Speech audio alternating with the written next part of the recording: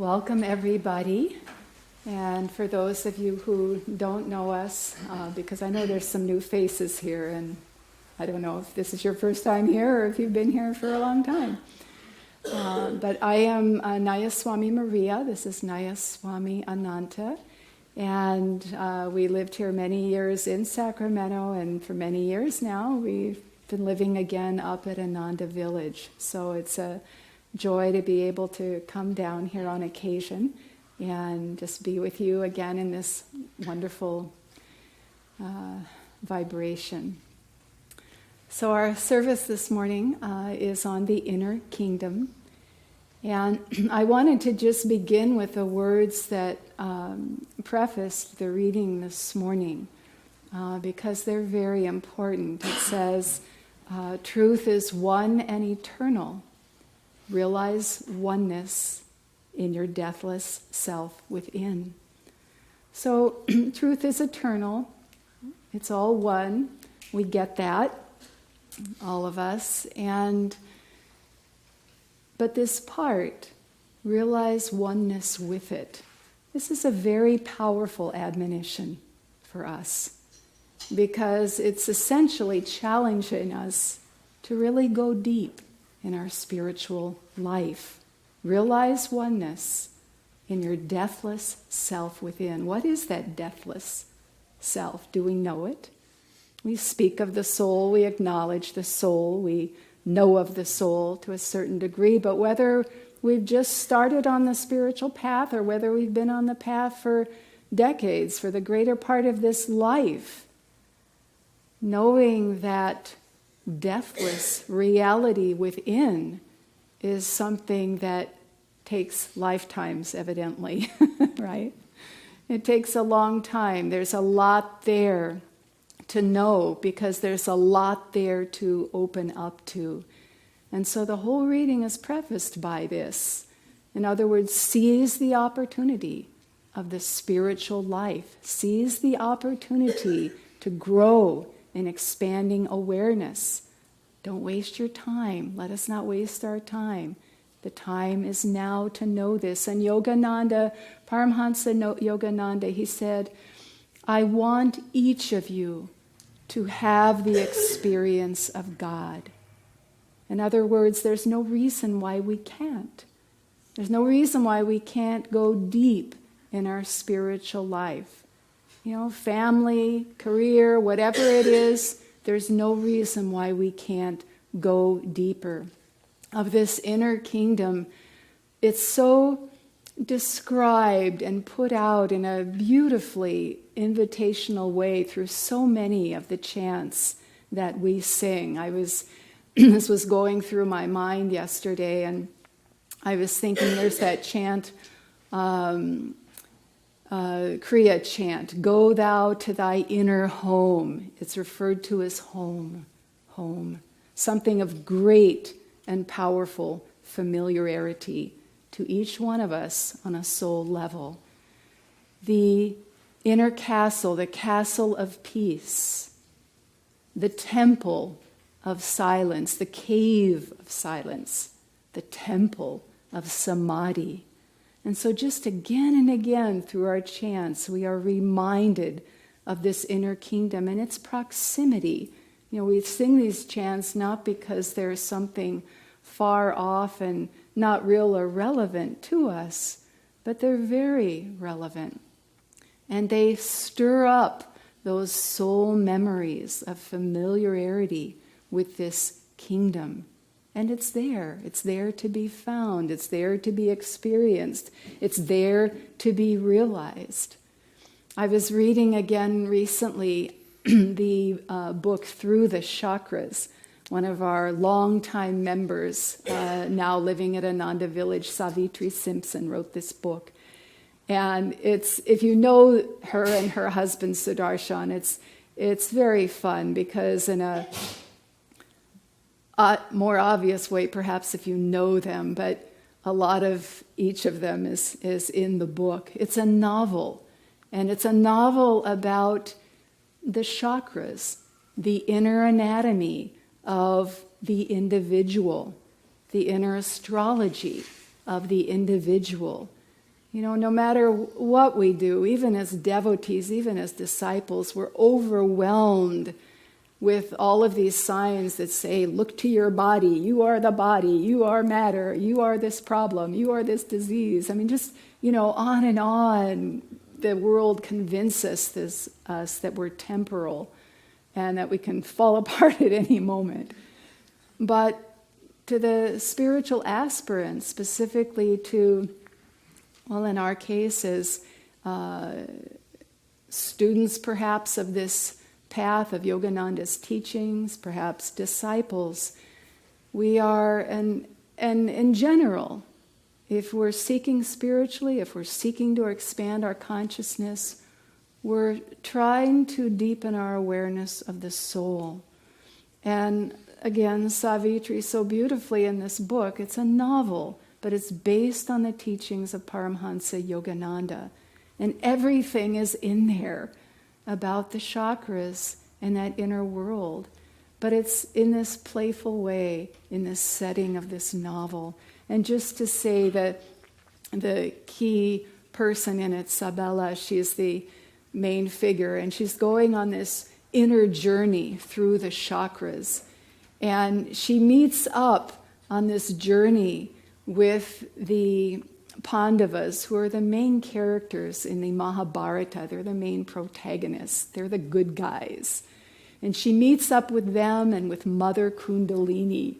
And there's all this symbolism, but it's all in relationship and in life. And it's just beautifully woven together. And so she's taking this journey with Divine Mother. Mother Kundalini is there with her the whole time. And she's going through each of the chakras and meeting the Pandavas who are associated with each of the chakras. And this may sound way out there and crazy, but when you can tap an energy or a spiritual quality or attribute to a person, a personality, an expression through the human being, it makes it more real.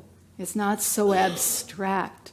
And so she's meeting these parts of herself, and she's finding out how to grow and how to change and how to evolve spiritually and what we can do to participate in that flow. So it's very real. It gives and breathes life into the inner kingdom. And I think, again, whether we've just are totally new to this spiritual path or whether we've been on the spiritual path a long time, we need that encouragement to keep going deeper. We need that encouragement to explore that inner realm, because it's that inner realm that, whether we're aware of it or not, is behind everything that we're experiencing in our lives right now. Everything that we have experienced in this incarnation up to this point has to do with that inner reality. What's going on in that kingdom? What's going on within my soul? What's making me behave this way? What's making me respond this way? What's making me fear that thing or, that circumstance? It all comes from inside. And not that we be preoccupied with it. The fast track is meditation. Want to know God. Keep alive that desire in your heart to want to know truth, to be one with truth, to realize it in your deathless self within. Keep that alive, and growth is happening. That energy in the chakras, that energy in the kingdom is being purified, is being uplifted, is being liberated. In the reading it said, from the Gita, Krishna says to Arjuna, "Be thou a yogi." And this isn't because the path of yoga is better than other paths. It's not because it's the only way. It's not a dogma. Krishna is saying, be thou a yogi. A yogi is, yoga means union. And so this is the union between our lower nature, our human nature, and our divine nature. So be thou a yogi. Seek to unite and bring together these parts of your being into the one. Realize oneness with it in your deathless self within. And that's what makes the path of yoga beautiful. That's why Krishna said, be thou a yogi, cooperate with this process. Learn what this is about, experience it inside yourself.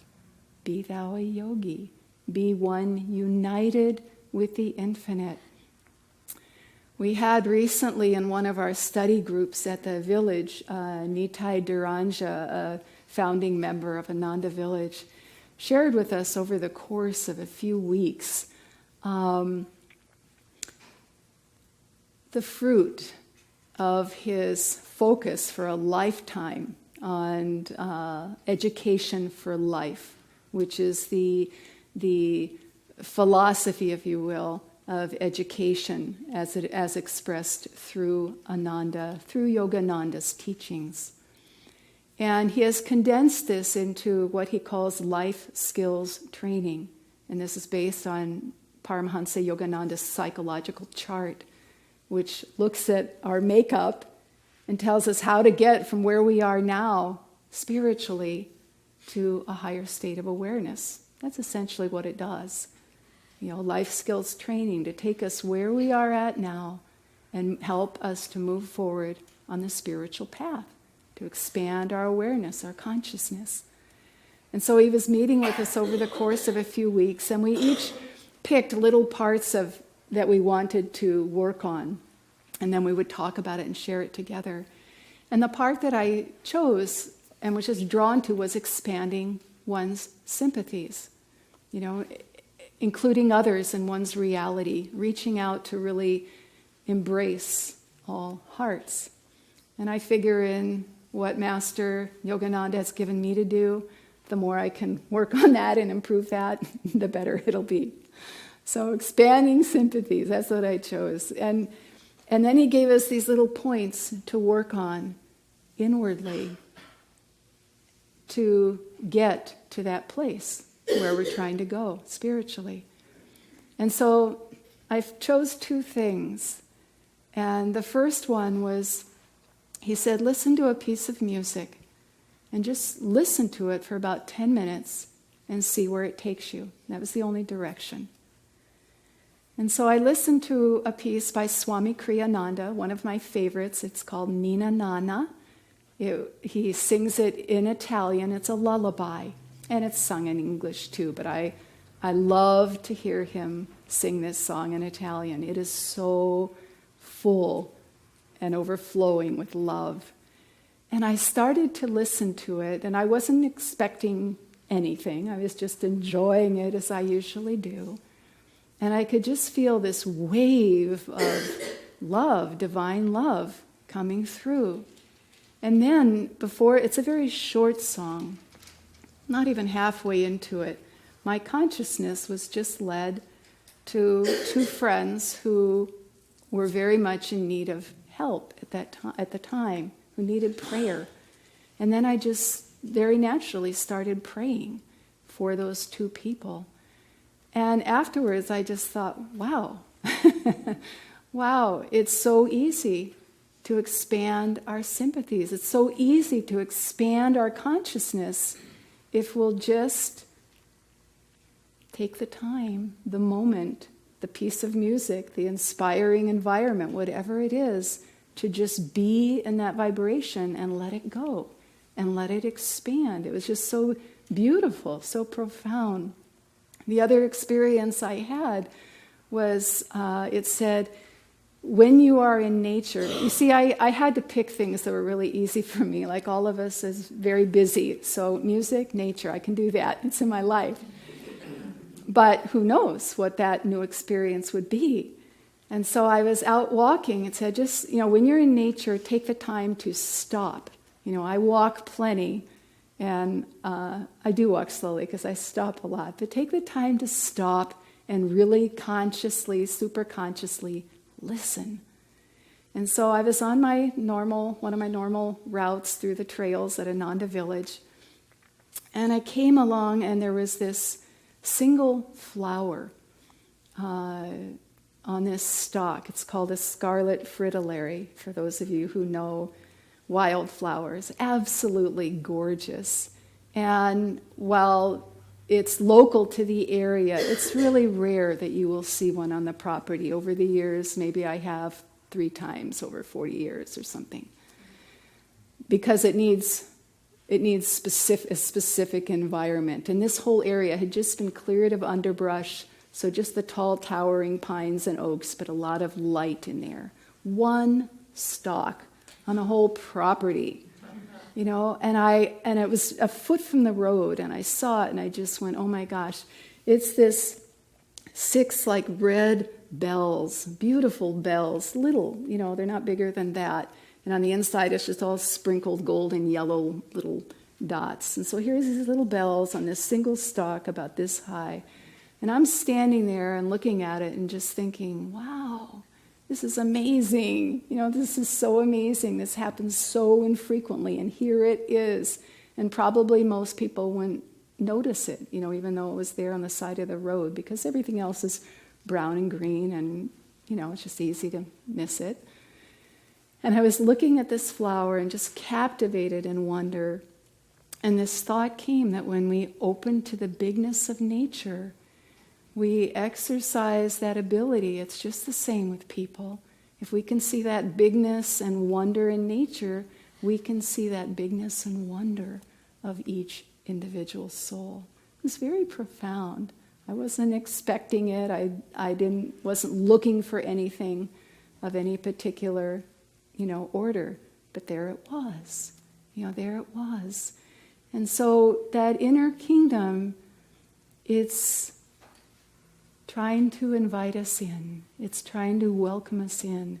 And while meditation is certainly probably the best tool we have for that, we are living these lives where we're around people, so many environments, so many different circumstances. And we've got to learn how to look, be receptive to, and find truth wherever we are. Find that deathless self within, wherein true perception lies and true spiritual growth lies. So Ananta will share a little bit.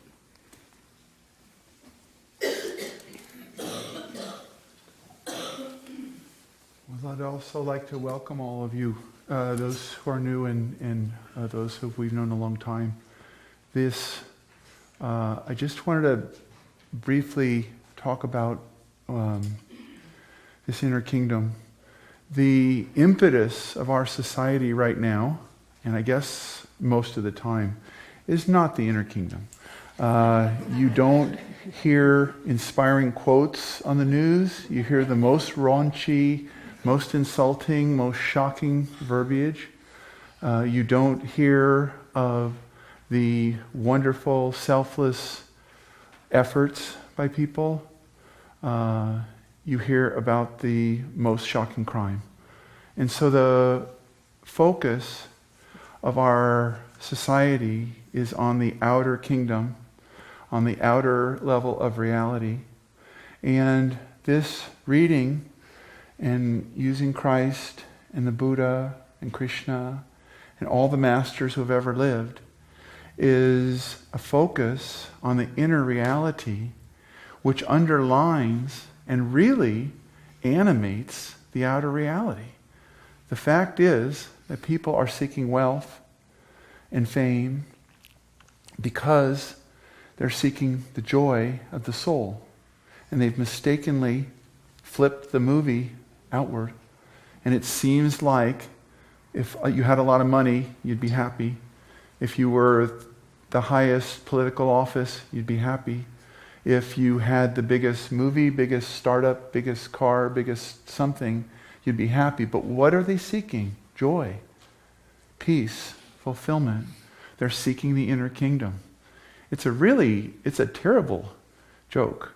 It's really, and Yogananda complained about it. He really didn't like this, that people are caught by the Maya and think that the inner kingdom is dull and boring and the outer kingdom is exciting, when the reality of it is, who are the happiest people in the world? It's the Dalai Lama, it's the spiritual teachers, it's the ministers, it's the rabbis, it's the priests, it's the Buddhists and the Sufis and the Jains and the shamans it's not, we don't look to the biggest bankers for happiness. But what do people do? They seek a bigger bank account. And there's nothing wrong with a big bank account. I'm all in favor of big bank accounts. But the real thing that we need to remember is that inner kingdom is the reality. And as Maria's been saying, we get there by meditation. So for our meditation time, we close our eyes, we relax the body so deeply that we forget we have a body, if you can. Put the body in a comfortable, relaxed position, and then park it, lock it, put on the alarm, and then just leave it. Let the body be there. And go into that inner realm. Because what's in that inner realm? Joy. Pure, unalloyed joy. Ananda. Prem. Divine love. Peace. Shanti. Power. Shakti. Power is not in being elected to a bigger office. It's called Shakti in Sanskrit. It is the power of the Divine Mother. It is the power of the universe. It's within yourself. Light, Jyoti, sound, Om. These are all within us. And when we begin to meditate, it's a little foreign at times. We teach meditation every month. Always have, always will, because it's a doorway in. But when you first start to meditate, it really varies. Some people have had amazing experiences at the How to Meditate Saturday class at this center. And they share it with you and you're like, cool. Good start. It's taken me 10 years to get there, 20 years to get there. But they have the first day. But here's the trick. And this is really, again, another unfortunate, I'm like a bearer of bad news here today.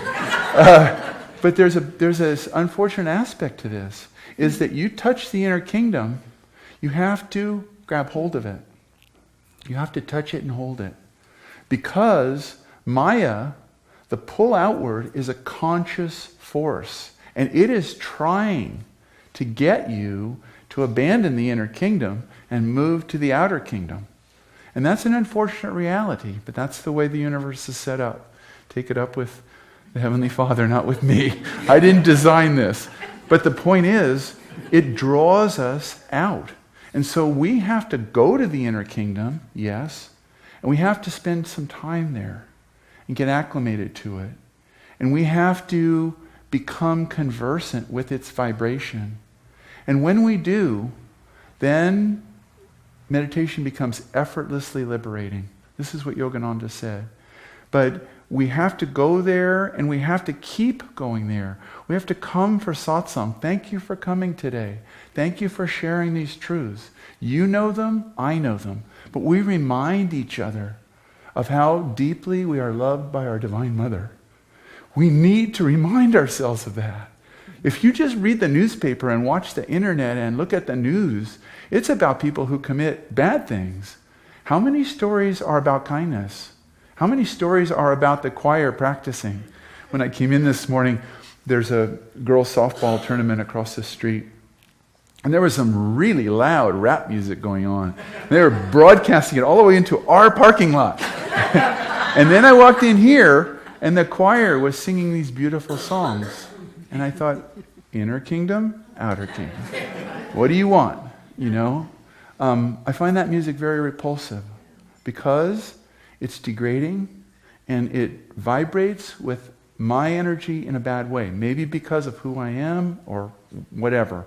We don't need to go into that. But keep the music around you uplifting and inspiring. Keep your eye on beauty and kindness and love. Read the scriptures of the great religions. Think about the Buddha. Think about Krishna. Think about Christ. What did Christ say? Pontius Pilate gets him up there. He says, "Are you a king?" Jesus says, "I'm a king, but my kingdom's not of this world." Pontius Pilate's like, I wish we had more time to talk about this, but I'm going to condemn you to death right now, so we'll take a break. Commercial responsibility. But there's that consciousness. Surround yourself with that vibration. Surround yourself with meditation. Make meditation regular. And keep in your aura that inner kingdom and that vibration. Remember it. Master says, remember the highest spiritual experiences you've had in your life.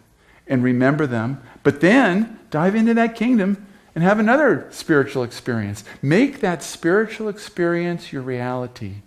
Make the vibration that's in this temple and in St. John Vianney and in the Baptist Church. It's not just this. We don't have a corner on truth.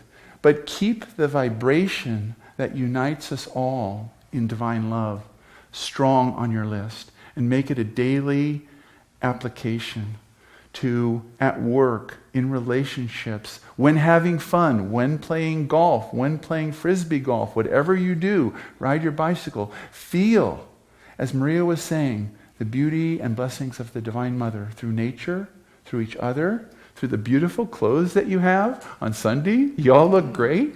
We have the same blues clothes on all the time, but that's okay. But love God and think about God and realize that level of reality is the inner kingdom. Master started his poem, Samadhi, vanished the veils of light and shade, lifted every vapor of sorrow. To a master, the vapor of sorrow is a screen in front of the reality of the light of God. Try to see the world as that. Whenever you see beauty, whenever you see truth or kindness, or a mom with her kids, or a dad with his kids, whatever it is, see the Heavenly Father, see the Divine Mother, see that as love. And it's framed in the realm of duality.